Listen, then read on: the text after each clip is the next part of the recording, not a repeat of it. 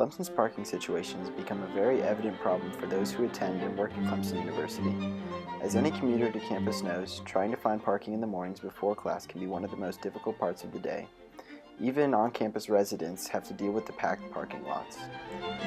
As Clemson University continues to grow, on-campus parking situation becomes more frustrating.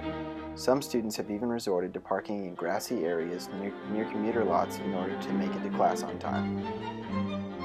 As you can see from this table, the enrollment at Clemson University has been steadily increasing from 2005 to 2014 and is continuing on with this trend.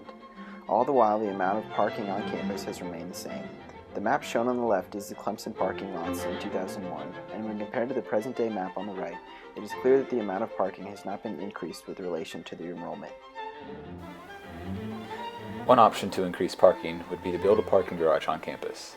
There is an extreme lack of available space near the heart of campus, but having a parking garage could greatly increase the capacity for parking without consuming a large amount of usable space. One possible location for a parking garage is the employee lot by Serene Hall.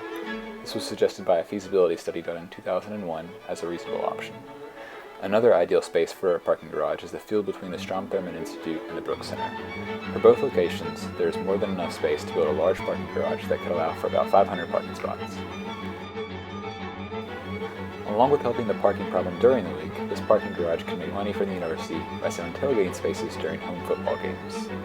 In order to bring in even more funds, the garage could also have metered spots for those without parking passes. Using regional averages, the cost per space for the parking garage would be roughly $13,000, with a total cost of about $7 million. Given Clemson's recent willingness to spend money on large projects, this hardly seems out of reach. Another option for increasing the parking capacity would be to build a new parking lot on the current land that is further away from Clemson's campus, and then using shuttles to bring students in. There are a few lots that are a good distance away from the heart of campus that would be prime locations to build parking lots. The first being the agricultural land across the street from the C2 lot. This land is rarely used and would be much more beneficial to the university if it was used for parking. The other location would be the plot of land just outside of the on-campus Lightsey Apartments. There's plenty of space here to construct a parking lot while leaving room for recreational activities, such as sand volleyball. On the east side of campus, there would be a shuttle route that would pick students up from the new commuter lot and drop them off in front of the Academic Success Center.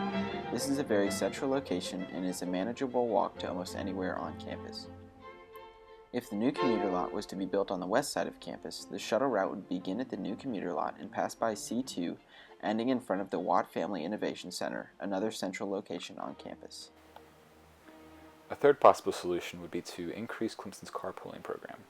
While this program is already in place, its use is not optimized. There are currently only about 60 spots on Clemson's campus for carpoolers, and many students do not know of this opportunity. Incentives should be offered to students who choose to enroll in the program, and an attempt to increase awareness of the program should be made. If Clemson University continues to expand at the rate it is, there will be no available parking spots for students during the peak hours of the day.